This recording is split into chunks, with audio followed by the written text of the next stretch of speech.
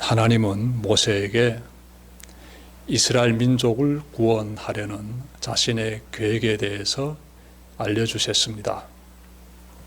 이어서 너는 애굽 왕 바로에게 가서 이스라엘 민족을 인도하여 내라고 지시하셨습니다. 여러분, 하나님의 지시에 모세가 어떻게 반응했을까요? 기꺼이 순종했을까요? 미디안 땅에서의 40년 나그네 삶이 드디어 끝나고 드디어 가족과 동족을 만나러 가게 되었다며 그렇게 기뻐했을까요? 하나님께서 우리 동족을 애굽의 억압에서 구원하겠다고 하시니 드디어 이스라엘 민족이 해방을 맞이하게 되었다라면서 감격했을까요? 그렇지 않습니다. 모세는 거듭하여 주저했으며 심지어 거절까지 했습니다. 오늘부터 3번에 걸쳐 이 부분에 대해 전해드리겠습니다. 이 시간에는 모세가 하나님께 드린 그 질문들이 있는데 그 부분에 대해서 전해드리고 각각의 질문들에 모두 2번의 질문이 나오거든요. 그래서 각각의 질문들에 하나님께서 모세에게 주시는 그 답변에 대해서도 이어서 전해드리겠습니다. 여러분, 모세는 먼저 하나님께 이렇게 질문합니다. 나는 누구입니까? 나는 누구입니까? 오늘 본문의 11절 말씀 보십시오. 모세가 하나님께 아뢰되 내가 누구이기에 바로에게 가며 이스라엘 자손을 애굽에서 인도하여 내리이까? 모세는 하나님께 나는 누구입니까? 라고 질문드리고 있습니다. 모세는 이 질문을 하나님께 정말 두렵고 떨리는 가운데서 올려드리고 있는데 이 질문이 가지고 있는 의미를 우리가 좀 찾아봤으면 좋겠습니다. 그러자면 40년 전 모세가 겪었던 그 사건 속으로 우리가 들어가야 됩니다. 기억나시지요? 40년 전 모세의 인생에서 어떤 사건이 있었는지 제가 지난번에 전해드렸는데 다시 한번 간단히 전해드리겠습니다. 당시 모세는 자신이 누구인지를 잘 정립하고 있었습니다. 애굽의 왕자로서 우뚝 서 있는 그 40세의 모세를 떠올려 보십시오. 그는 자신이 누구인지를 나름 딱 정립하고 있었습니다. 그리하였기에 애굽 사람이 강제 노역에 동원된 이스라엘 사람을 치는 것을 보고 위험을 감수하고 애굽 사람을 죽이고 동족을 구했던 것입니다. 이러한 그가 지금은 자신이 누구인지를 모르고 있습니다. 40살 때는 잘 알았는데 80세인 지금은 자신이 누구인지를 잘 모르고 있습니다. 모세는 40살 때까지만 해도 나는 동족을 위해 일을 해야 하는 사람으로 알고 있었습니다. 그래서 이스라엘 사람을 구하려고 위험을 감수했던 것입니다. 그런데 결과가 어떻게 되었습니까? 다음 날 이스라엘 사람들끼리 싸우기에 중재했다가 동족으로부터 감사는커녕 애굽 사람을 죽인 사건을 들춰내어 모두가 알게 하는 것을 지켜봐야만 했습니다. 이때 모세가 뼈저리게 깨달은 것이 무엇이겠습니까? 나는 동족 구하기는커녕 단 한 사람도 구원할 수 없는 사람이다, 이것이지요. 이러한 그에게 하나님께서 이스라엘 사람 한두 사람 정도가 아닌 전체 민족을 애굽의 억압에서 구해내라고 지시하시니 나는 누구입니까? 라고 질문 드리는 것입니다. 하나님께서 모세의 질문에 답변을 주십니다. 12절 보십시오. 하나님 이르시되 내가 반드시 너와 함께 있으리라. 내가 그 백성을 애굽에서 인도하여 낸 후에 너희가 이 산에서 하나님을 섬기리니 이것이 내가 너를 보낸 증거니라. 하나님께서는 모세야 너는 하나님과 함께 있는 자이며 너는 나를 섬기는 자이다 라고 그의 정체성에 대해서 알려주고 있습니다. 하나님의 말씀 속에 모세가 간직해야 할 정체성의 핵심 요소 두 가지가 발견되고 있습니다. 우선 모세는 어떤 사람인가 봤더니 그는 하나님과 함께하는 자예요.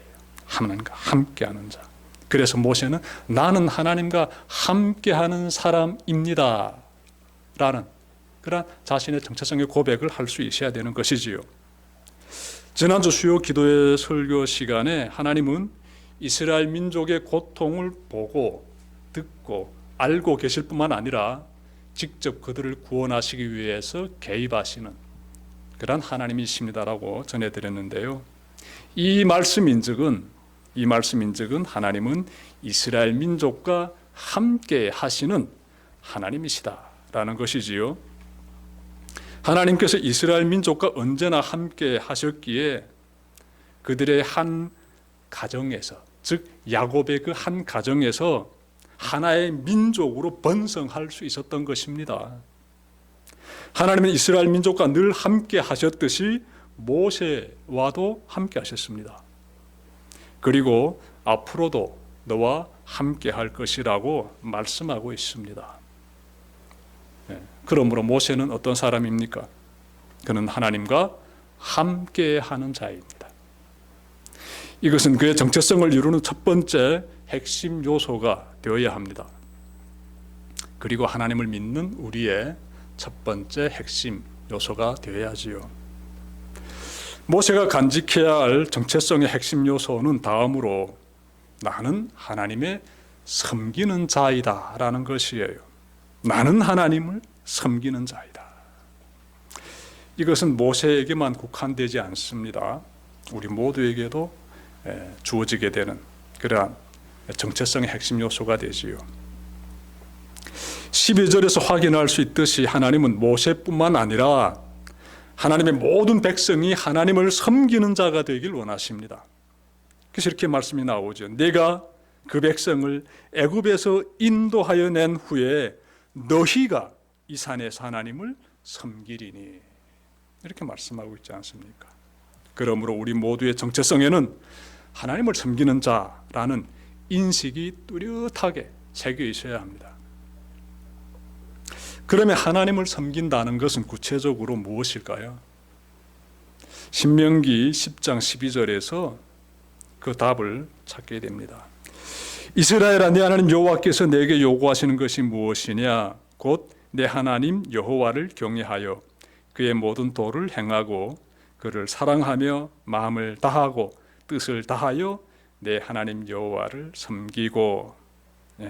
말씀 보게 되면 하나님을 섬긴다는 것은 곧 하나님을 경외하며 하나님이 원하시는 방향으로 걸어가고 하나님을 사랑하며 전심을 다하여 하나님을 섬기는 것이지요. 여러분이 이와 같은 그러한 정체성을 가지고 하나님을 섬기는 자의 이 정체성을 가지고 있습니까? 하나님을 두려워하고 흠모하기보다는 내가 원하는 것을 채워야 하는 도우미 정도로 그렇게 여기고 있지는 않습니까? 하나님을 사랑하기보다는 돈을 더 사랑하고 있지는 않습니까? 하나님을 섬기는 것을 인생의 목적이 아닌 불편함 중에 하나로 그렇게 여기고 있지는 않습니까? 만약 이런 상태로 살아간다면 그 사람의 정체성은 심각할 정도로 썩고 병들어 있습니다. 하나님께서는 나는 누구입니까? 질문하는 모세에게 너는 하나님과 함께하는 자다. 너는 하나님을 섬기는 자다 라면서 그의 정체성에 대하여서 가르쳐 주셨습니다. 그리고 우리에게도 동일하게 가르쳐 주고 있습니다. 그러므로 여러분은 누구입니까? 라는 이 질문에 나는 하나님과 함께하는 사람입니다. 그리고 나는 하나님을 섬기는 사람입니다. 이렇게 답변할 수 있기를 바랍니다. 그 삶을 하나님께서 들어 사용하세요. 저 모세처럼 말입니다. 그리고 그 삶에 하나님께서 복을 내려주세요. 이어지는 모세의 질문이 있습니다. 13절에서 발견되는데 모세는 하나님께 두 번째 질문을 드립니다. 하나님의 이름은 무엇입니까? 이런 질문을 드리고 있어요. 자, 본문 찾아 읽겠습니다. 13절 모세가 하나님께 아뢰되 내가 이스라엘 자손에게 가서 이르기를 너희의 조상 하나님이 나를 너희에게 보내셨다 하면 그들이 내게 묻기를 그의 이름이 무엇이냐 하리니 내가 무엇이라고 그들에게 말하리이까?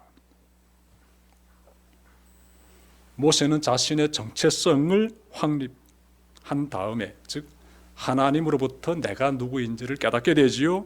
그 이후에 이어서 그는 하나님의 정체성에 대해서 질문드리고 있습니다. 그는 내가 이스라엘 민족에게 가서 하나님의 나를 보내셨다라고 하면 그러면 그들이 하나님의 이름을 물어볼 것입니다. 그때 무엇이라고 말해야 합니까? 라고 질문드리고 있는데요. 모세의 질문 속에는 하나님, 저는 하나님에 대해서 모르겠습니다. 라는 의미가 담겨 있지요. 하나님께서 모세의 두 번째 질문에 답변을 주십니다. 14절 말씀 보십시오. 하나님이 모세에게 이르시되 나는 스스로 있는 자이니라. 또 이르시되 너는 이스라엘 자손에게 이같이 이르기를 스스로 있는 자가 나를 너희에게 보내셨다 하라. 하나님은 모세에게 나는 스스로 있는 자다. 나는 스스로 있는 자다. 이렇게 자신에 대해서 소개하셨습니다. 세번역 성경과 공동 번역 성경에서는 이 부분에 사용된 원어의 의미를 그대로 살려가지고 나는 곧 나이다 라고 번역했습니다. 나는 곧 나이다. 네.